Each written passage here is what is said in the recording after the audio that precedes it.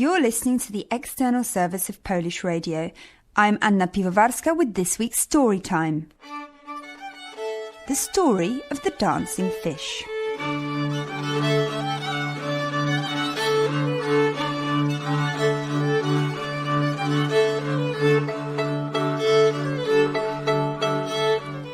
Once upon a time there lived a musician who wandered the streets and courtyards playing his violin. He played beautifully, and people willingly threw him a penny or two. However, the musician had a wife and 4 hungry children, and the money he earned was not enough for them all to live on. There came a week that although the musician played every minute of every day, he didn't earn a single penny. He was so angry that he hit his violin with his bow so hard that all the strings split. His violin was now completely useless, and he had no way to earn money. Oops. Uh-oh. Realizing what he'd done, he fell into despair and decided to drown himself. So he went to the riverside, closed his eyes and counted to 3. However, his courage failed him and he didn't jump. Counting to 3 is too little. I'll count to 10 and then I'll jump, he said to himself. So he closed his eyes and counted to 10, but again his courage failed him and he didn't jump. Counting to 10 is also too little. I'll count to 100 and then I'll be ready to jump. So he closed his eyes for a 3rd time and started to count. When he got to 50, he heard a voice behind him. "Why are you counting?" asked the voice. The musician opened his eyes and saw a fisherman who was looking at him curiously. In his hand he held a fishing rod, and on his back he had a basket full of fish. "Imagine how happy my wife and children would be if I brought back a few fish for supper," thought the musician. So he took off his hat and in a humble voice said, "Please, sir, give me a few of your fish." The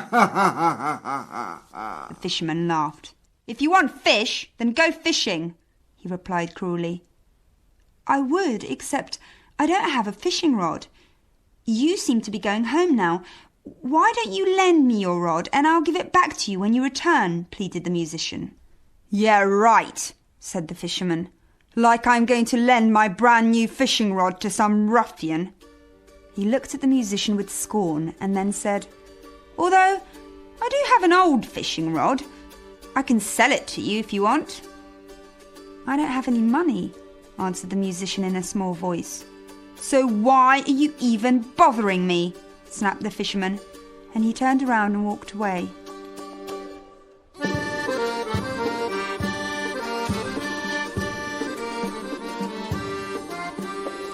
Once upon a time, the musician had been very proud and would have never dreamt of asking anyone for anything, but poverty and hunger had humbled him. He ran after the fisherman and started to tell him about his wife and his children and the hunger they felt daily. But the fisherman didn't even listen to him and just carried on walking, whistling as he went.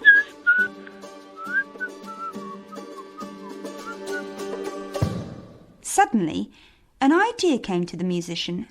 He would offer the fisherman his violin in return for his old fishing rod.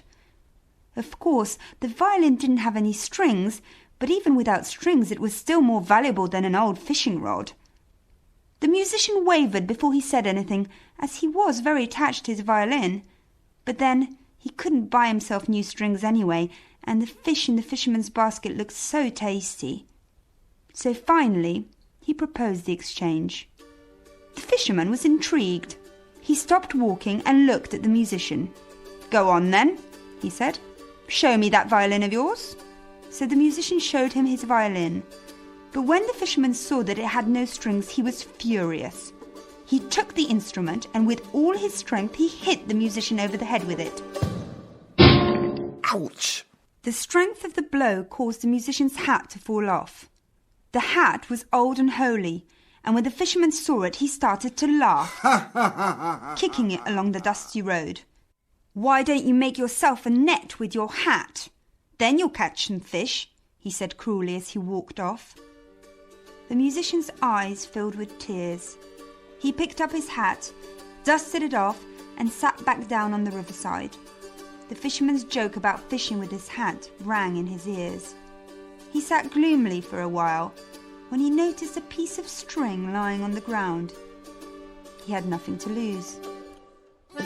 So he picked up the piece of string, tied it to his hat, then dropped his hat in the water and waited. To be honest, he didn't really believe that he was actually going to catch something, when suddenly there was a pulling on the string. It was so strong that the musician nearly fell into the water. When he pulled out his holy hat, he was amazed at what he saw. In it sat an enormous fish, a pike to be exact. The fish jumped out of the hat, stood on its tail, and spoke in a human voice. "Dearest musician, if you don't fry me, then I'll dance for you." And immediately it started to dance, whistling all the melodies that the musician had played on his violin.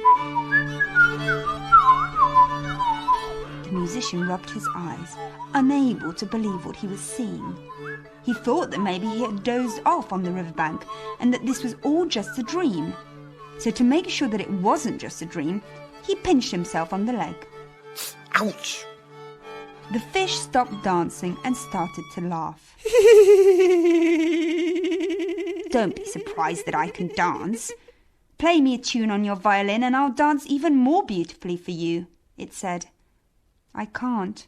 I don't have any strings," said the musician, finally believing that he had indeed caught a fish that could speak and dance. The fish waved its fin casually. "If someone can play, they can play anything. Make some violin strings out of that piece of string," it suggested.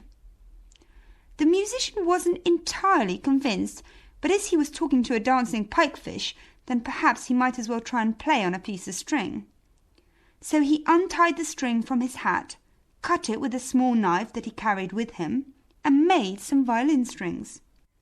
He attached the strings to his violin.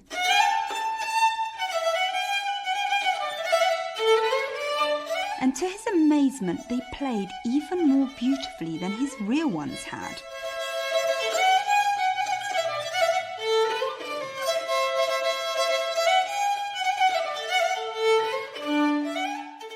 "Play a waltz," shouted out the fish.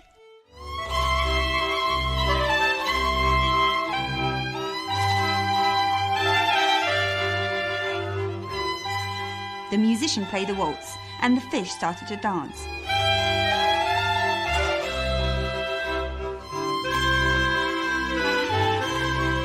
It danced till it dropped, literally, as in the end it fell on the sand gasping with tiredness.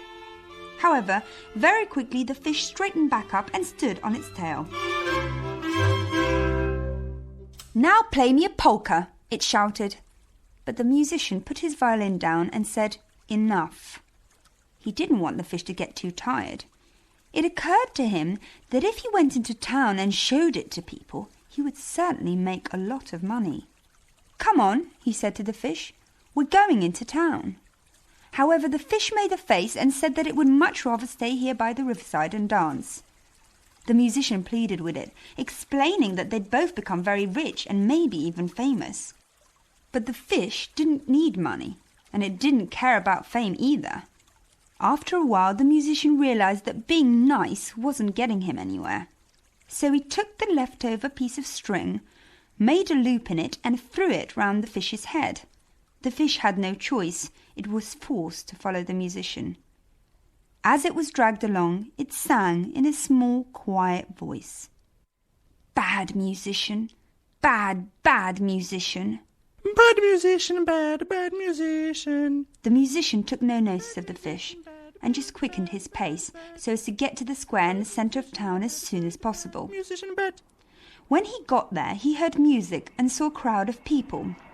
A gypsy was showing off a dancing bear who truthfully looked a little bored.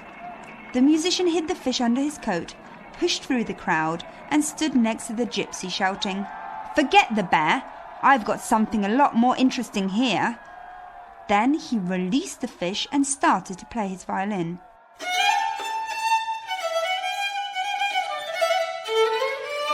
The fish, of course, started to dance. It was such a strange spectacle that even the bored bear was enthralled. The gypsy turned green with envy, knowing very well that his dancing bear could not compare.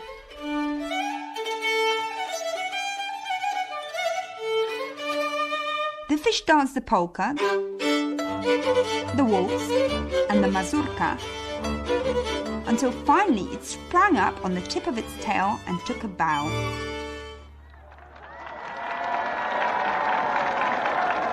Everyone enjoyed the performance so much that not only did they throw pennies at it, but also silver and gold coins.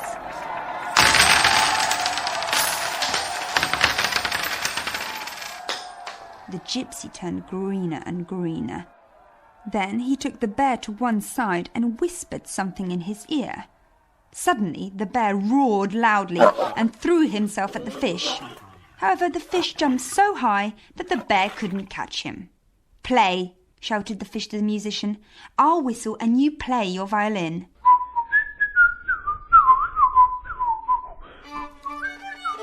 And so the fish started to whistle such a tune that the bear immediately calmed down and began to dance, and the fish danced with him. It was such an incredible spectacle that the crowd was transfixed.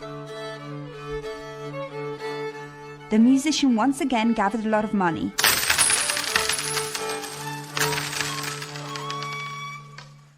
Then he turned to the gypsy and said, "I'll give you all that I've earned. In fact, I'll double it, if you sell me that bear of yours." The gypsy scratched his head, thought for a moment, and agreed.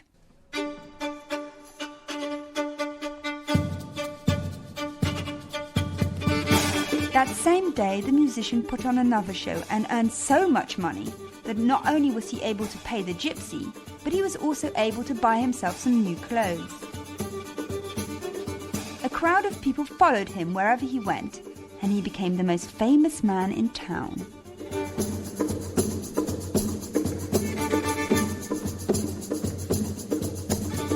Now, it often happens that success goes to people's heads, and that's exactly what happened to the musician. Even though his hungry wife and 4 children were waiting for him at home, the musician no longer wanted to return to them. He had other plans. He had heard that in a nearby town lived a prince who had a very beautiful but capricious daughter. She was nicknamed the Yawning Princess, as she was never pleased with anything, and all day she yawned out of boredom. Many charming rich young men asked for her hand in marriage, but she rejected them all. In fact, she said that she would only marry the man who could show her a spectacle that no one had ever seen before. The musician thought that a bear dancing with a fish was something that no one had ever seen, although there had been a sighting of a crab dancing with a fish.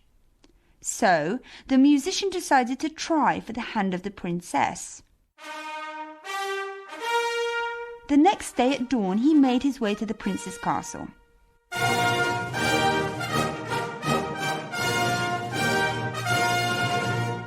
At first, the elderly doorman wouldn't let him in, but when the fish and bear started to dance, the doorman ran as fast as his legs would carry him to the princess to announce the arrival of some extraordinary dancers.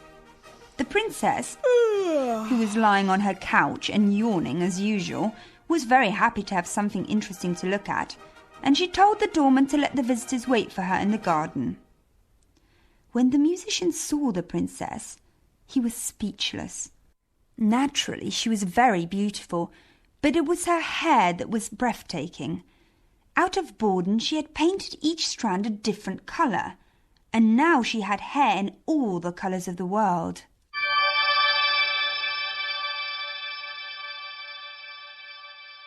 The musician didn't look too bad himself. He was clean, shaven, perfumed, and dressed in brand new clothes. The princess liked the look of him. "I am very happy that you've come here to show me your extraordinary spectacle," she said with a smile. To be honest, she was being polite, as on the way to the garden she had already started to feel a little bored. However, as soon as the bear and the fish started to dance, she began to laugh and clap her hands, telling them to dance again and again.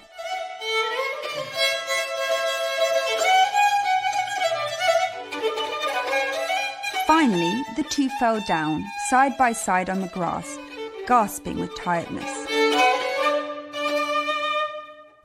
The princess was so impressed with the musician's extraordinary spectacle that she agreed to become his wife. The wedding was to be in a week, and the princess spent the whole week watching the fish and the bear dance until finally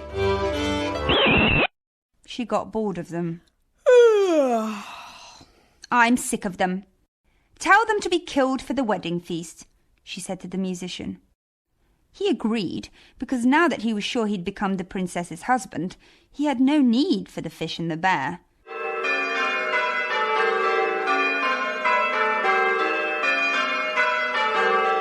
The wedding ceremony took place in the castle chapel. Many guests were invited, and the largest hall in the castle was prepared for the reception.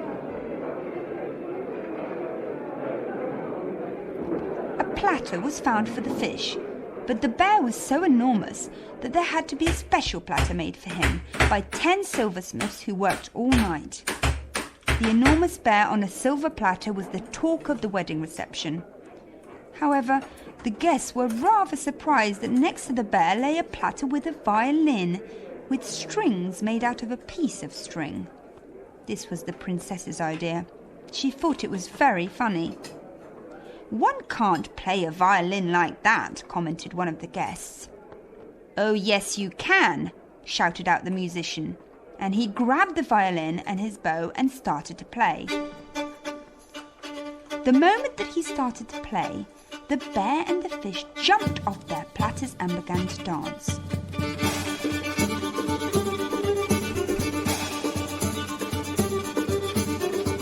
The guests were terrified and started to run away. The first to get up and run were the princess and the musician. But they didn't get very far, as the bear grabbed the musician with one paw and the princess with the other. Then the bear and the fish sat down in the empty dining hall. And then, with the same knives and forks that were to be used to eat them, they ate the musician and the princess, and lived happily ever after, and danced only when they felt like it.